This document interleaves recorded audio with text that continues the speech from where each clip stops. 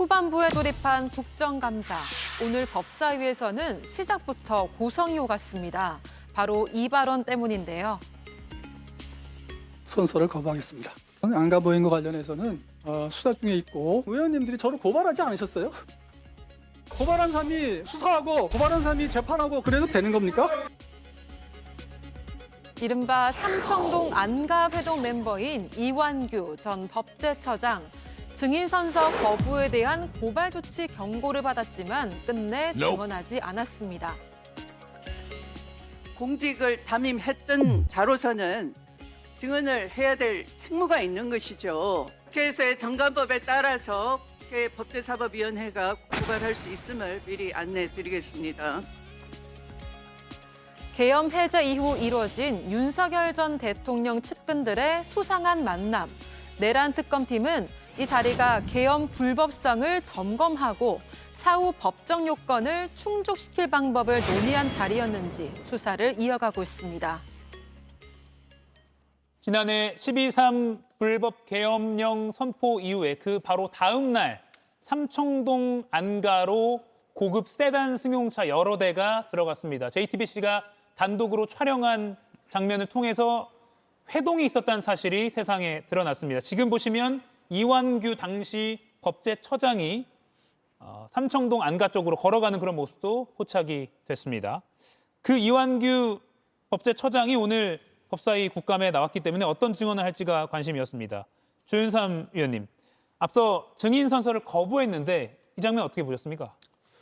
법제처장이지 않겠습니까? 전직 법제처장으로서 지금 이 내란 사건과 관련해서는 선서를 하고 증언할 사실상의 책무가 있다고 봐야겠죠. 물론 법에 따라서 선서를 거부할 수도 있습니다. 정당한 이유가 있는 경우에 한정해서라고 해석할 수가 있겠죠. 그럼에도 불구하고 국민들의 이런 선서를 거부하고 증언하지 않는 것에 대해서 어떻게 생각할지를 아마 생각해 봐야 되지 않을까 싶습니다. 본인 입장에서야 이러한 그 선서를 거부하고 증언하지 않는 것이 추후에 있을 수사 진행이라든가 아니면 추후에 있을 위증죄 고발이라든가 여러 가지 측면에서는 유리하게 해석될 수는 있을 겁니다. 그럼에도 불구하고 전직 법제처장으로서 어떻게 보면 내란의 핵심적인 그런 역할을 했을 것으로 의심이 되고 있는 상황에서 이러한 증언 선서 거부하고 증언하지 않는 것에 대해서는 아마 국민들이 아마 도저히 납득하지 못하지 않을까 싶습니다. 예, 송영훈 의원님 어떻게 보셨습니까?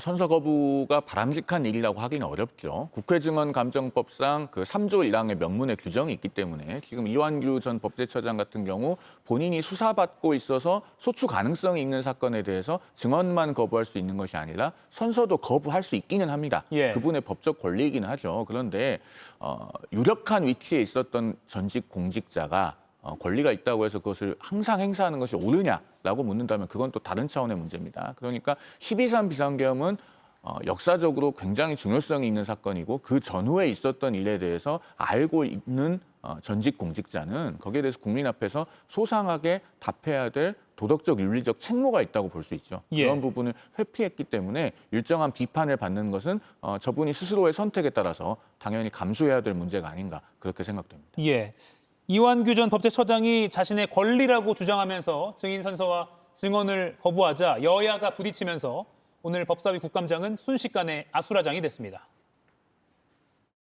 증언 거부권도 헌법과 법률에 따라서 인정되는 권리예요. 권리를 행사하겠다고 하는데 너 뭐 죄진 거 있냐 뭐 이렇게 말하는 것 자체가 유죄의 예단을 갖는 거 아니겠습니까? 그래서 내란을 저질렀어요. 헌법을 그렇게 잘 지켜서 그 권리를 가장 많이 행사한 사람이 이재명이라고요. 고발하신 분들이 저를 불러다가 조사하겠다는 거가 그게 적정 절차. 질의를 해도 됩니다. 왜 아니 어쨌든 그럼 민족이 부르세요.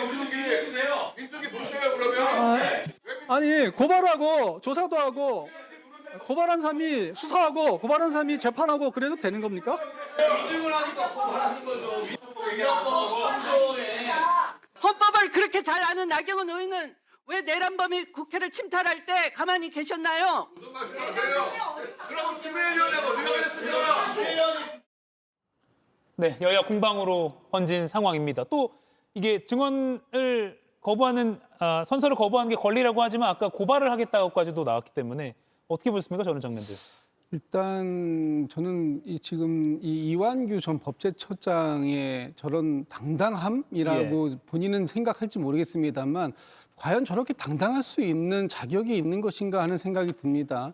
이완규 법제처장이 당시에 12.3 비상계엄에 대해서 그리고 그 바로 다음 날 12월 4일 날 안가에서 모여서 과연 어떠한 의견을 냈습니까? 법을 그렇게 잘 아시는 분이 12.3 비상계엄이 위헌적이고 위법적이라는 부분에 대해서 그러면 당시에 어떤 역할을 하셨습니까? 그리고 그 이후에 헌법재판관으로 지명당하고 내정자가 되었을 때 왜 본인 그것을 반드시 하겠다라는 의지를 보였을까? 저는 여전히 이해 안 가는 대목이 있고요. 저렇게 법을 운운하시는 분이 그렇게 법을 잘 아신다면 당시에 이것은 불법적인 행위가 분명하다라는 부분을 말씀하시고 이 상황을 진화해야 된다라는 것을 국민들께 소상하게 지금 이 법정은 아닙니다만 이 국감장에서 증인 선서를 하고 증언을 하셨어야 되는 거 아닙니까? 그 부분에 대해서 다 회피하고 저렇게 당당할 수 있는지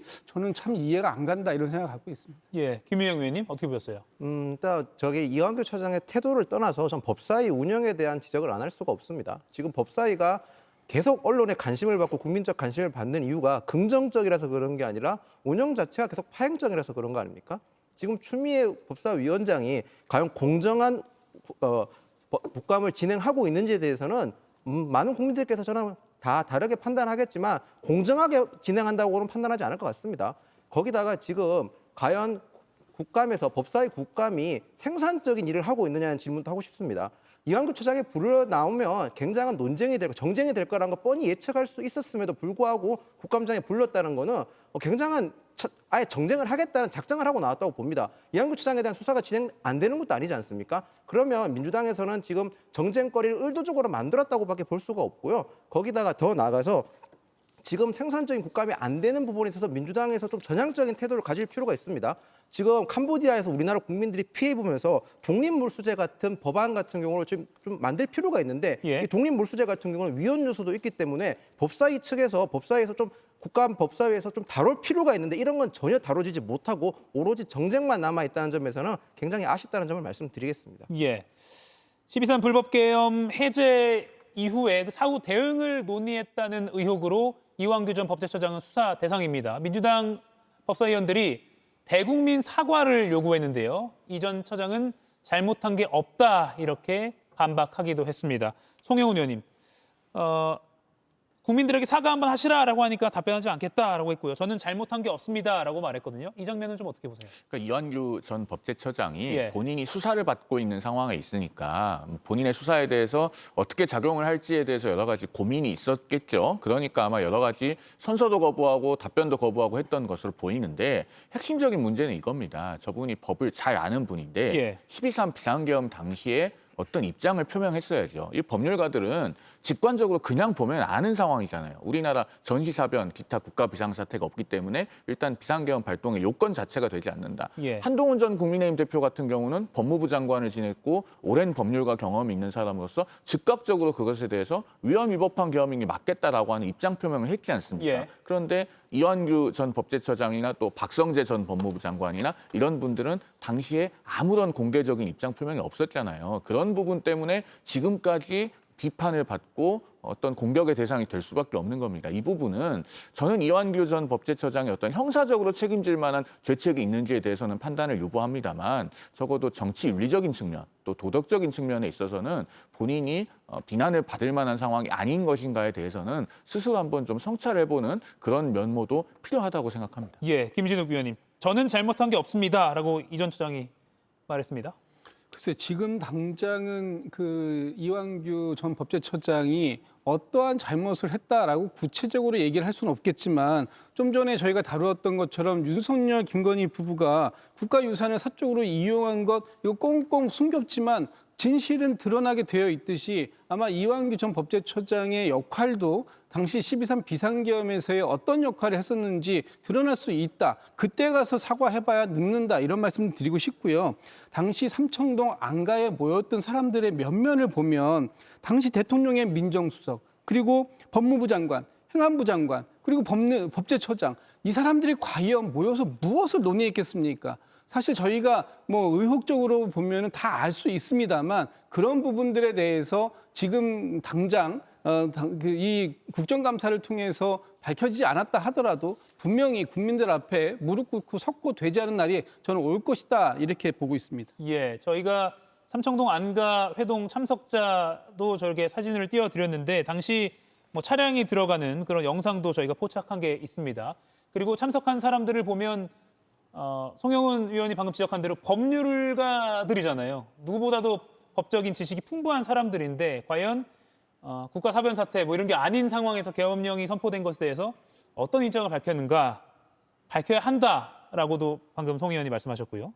그런 의문을 오늘 답변과 비춰봤을 때 저는 잘못한 게 없다라는 그 답변을 좀 곱씹어 보게 되는 것 같습니다. 오늘 법사위 국감장에는 현직 법제처장도 자리했습니다. 국민의힘은 현직 조원철 법제처장이 이재명 대통령의 대장동 사건 변호인이었던 점 등을 들어서 이해 충돌 소지가 있다고 지적했습니다. 이재명 대통령이 범죄를 저질렀다는 건 전혀 동의하지 않습니다. 범죄가 아니에요? 그렇습니다. 다 무죄입니다. 가장 대표적인 그 대장동 사건 같은 경우에는 뭐 제가 이제 변호인단을 했기 때문에 잘 압니다. 그 민간 대장동 업자들하고 사이에서 한번 만난 적도 없음에도 불구하고 돈 한 푼 받은 적이 없음에도 불구하고 수백억의 배임죄로 기소를 하고 뭐 제3자 뇌물죄로 기소를 했습니다. 보훈 인사라든가 변호인에 대한 무슨 뭐 보답이라고 일각에서 얘기하시는데 그 부분에 대해서 전혀 동의하지 않습니다.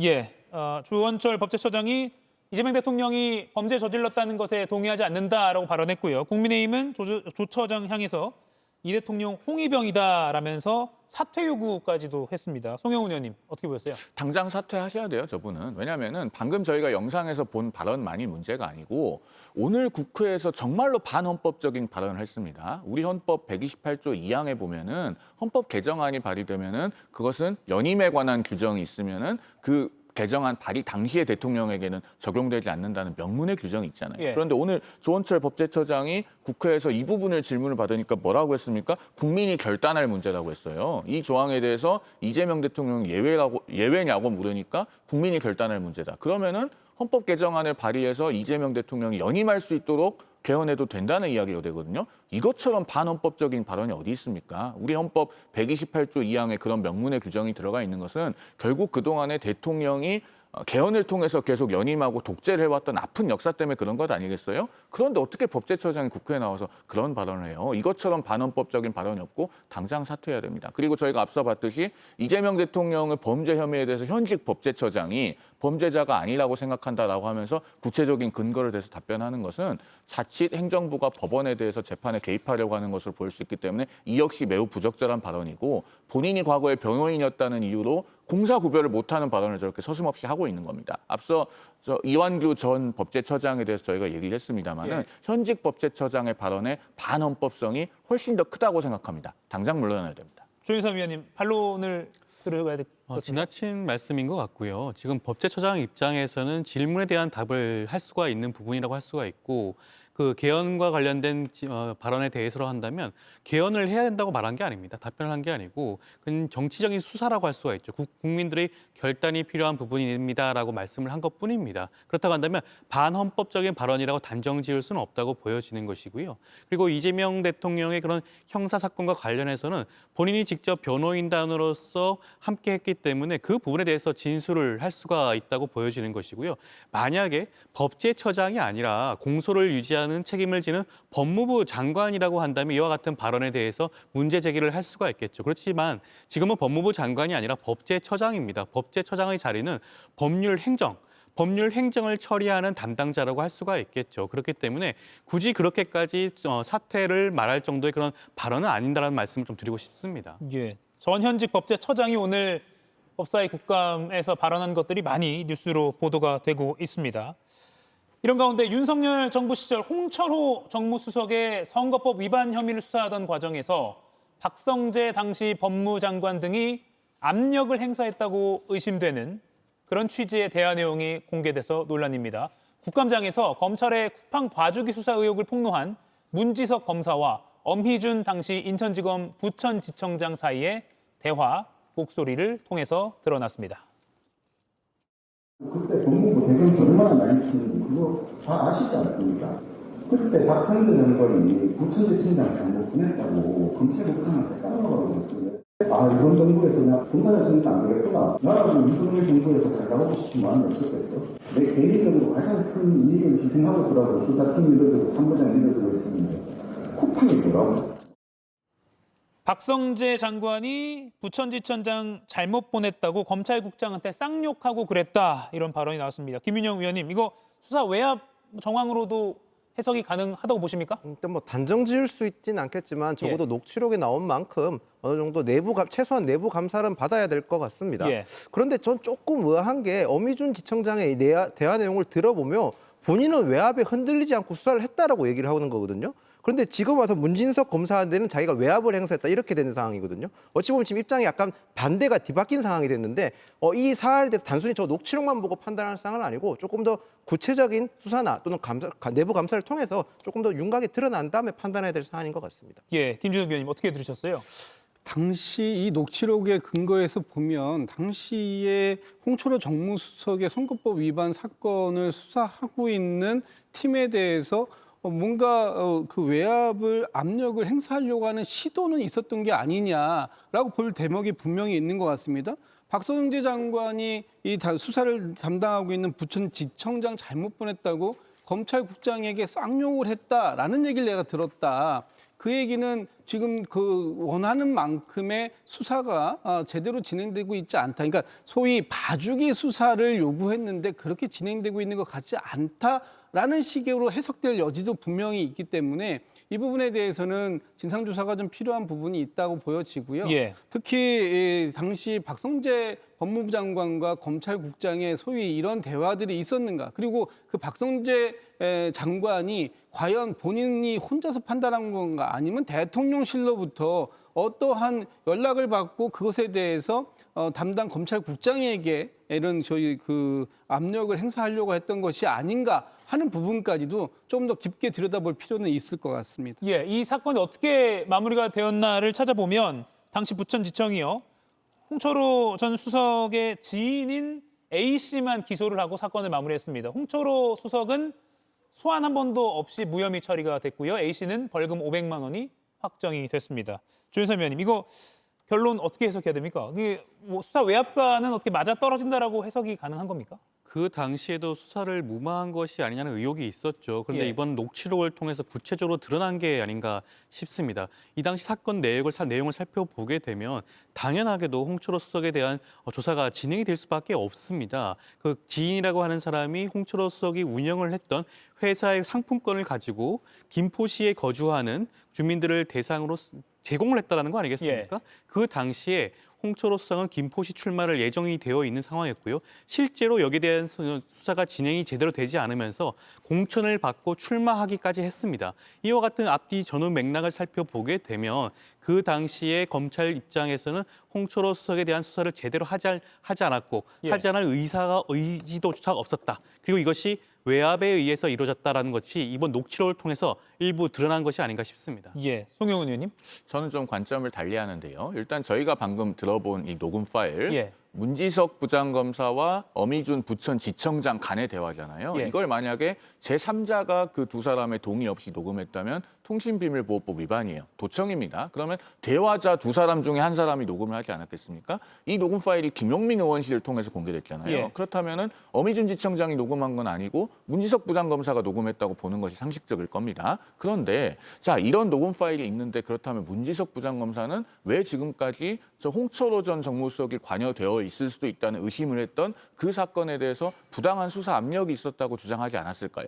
그런 주장은 하지 않았고 쿠팡 사건에 대해서만 지금 내부에서 어떤 압력이 있었다라고 주장을 하고 있는 것 아니겠습니까? 그렇다면은 저 홍철호 정무수석이 관여했는지에 관한 의문이 있는 저 사건에 대해서만큼은 예. 적어도 내부적인 어떤 압력은 없었다고 보는 것이 두 사람의 말과 다 맞아떨어지죠. 즉 문지석 부장검사가 그동안에 이 부분에 대해서는 문제 삼지 않았던 행동, 그리고 엄희준 지청장 스스로가 위에서 아무리 뭐라고 해도 내가 그걸 다 믿고 막아줬다. 라고 하는 게 맞아떨어집니다. 저 화면에 나오고 있는 3부장이 바로 문지석 부장검사거든요. 그러니까 이 부분에 대해서는 어떤 외압이 있었다고 적어도 현 단계에서는 아직 단정하기는 좀 어려운 것이 아닌가 그렇게 보여집니다. 예, 지금 두 법률가 패널 두 분의 의견이 엇갈리는데 좀 지켜봐야 될 것 같습니다. 아무튼 이 녹음 파일이 나왔기 때문에 그리고 충분히 좀 의구심이 드는 대목들이 있기 때문에 이에 대한 또 검찰 측의 답변은 나와야 할 것 같습니다. 그리고요, 법무부가 쿠팡 그 퇴직금 불기소 외압 문지석 부장검사가 수사를 한 그 사안이죠. 그리고 또 관봉권 띠지 폐기 의혹 관련해서 상설 특검에 맡기기로 했습니다. 어제 이재명 대통령이 일부 사정기관을 꼬집어서 비판을 했는데 이 연장선상이라고 봐야 될까요? 예, 그런 것 같습니다. 그렇게 해석이 되고요.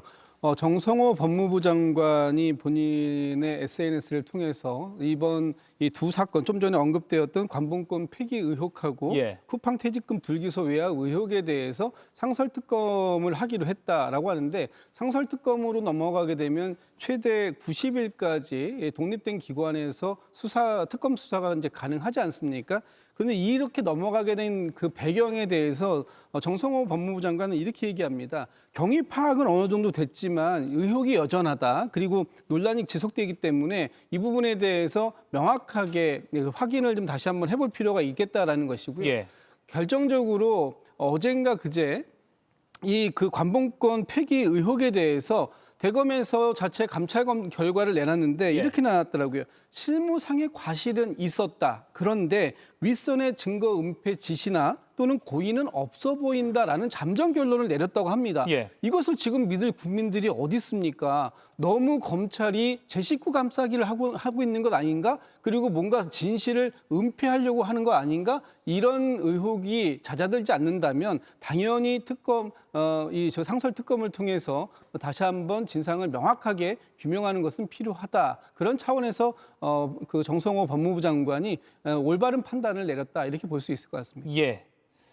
순직해병 특검 상황 하나만 짚어보고 맞수 토론으로 넘어가겠습니다. 수사 외압 관련해서 순직해병 특검이 어제 7명의 피의자를 영장 청구했는데요. 임성근 전 사단장만 구속이 됐습니다. 임성근 전 사단장은 여기서는 영장 청구 혐의가 이제 그 순직 그 당시 상황에 대해서 청구가 된 거죠. 송영은 의원님. 나머지가 기각됐는데 수사에 영향이 좀 있을까요? 어떻게 보십니까? 영향이 당연히 없지 않겠죠. 예. 구속영장이 대거 기각되면서 수사에 크게 제동이 걸렸다고 보여지고 이것은 특별검사가 실력이 없다. 저는 이렇게 평가합니다. 더더군다나 특검이 하라는 수사는 열심히 안 하고 SNS에 그동안 몰두해 왔잖아요. 뭐 청담동 술자리 가짜뉴스 같은 것을 SNS에 공유한다든가 또 임성근 전 사단장에 대해서 입에 담지도 못할 욕설이 있는 게시물을 특검 본인이 SNS에 공유했습니다. 특별검사는 수사를 하는 자리이기 피의자에 대해서 미리 예단을 가지고 공개적으로 자기 SNS에서 욕을 하는 자리가 아니에요. 뭔가 본분을 그 특별검사부터가 망각하고 있기 때문에 전체적으로 특검팀의 역량을 발휘하는 데에도 영향이 있지 않았나 그렇게 보여집니다. 이제 수사 기간도 얼마 남지 않았는데 이런 식으로 하면은 진실 규명이 온전히 이루어질 수 있을지에 대해서 걱정이 크고 이 수사 결과에 대해서는 결국은 특검팀을 이끌고 있는 이명현 특검이 최종적으로 책임을 져야 할 것이기 때문에 잘 지켜보겠습니다. 예, 조윤삼 의원 의견까지만 들을게요. 네, 특검을 비난하기에 앞서서 이 구속영장 실질심사 결과에 대해서도 과연 납득할 수 있는지를 좀 살펴봐야 되지 않을까 싶습니다. 물론 구속영장 신청서 자체에 대해서 살펴보게 되면 미진한 부분이 있을 수가 있죠. 그럼에도 불구하고 지금 구속영장이 기각된 사안들의 경우에는 사실상 외압을 행사하면서 해병대 수사선과 국방부 수사본부의 외압을 행사했고 그 중심에 있는 그런 인물들이라고 할 수가 있습니다. 그럼에도 불구하고 증거인멸이 충분함에도 불구하고 이런 것에 대해서 기각 결정을 내린 재판부를 한번 그 재판부의 결정에 대해서 한번 의문을 제기할 필요성이 있지 않나 싶고요.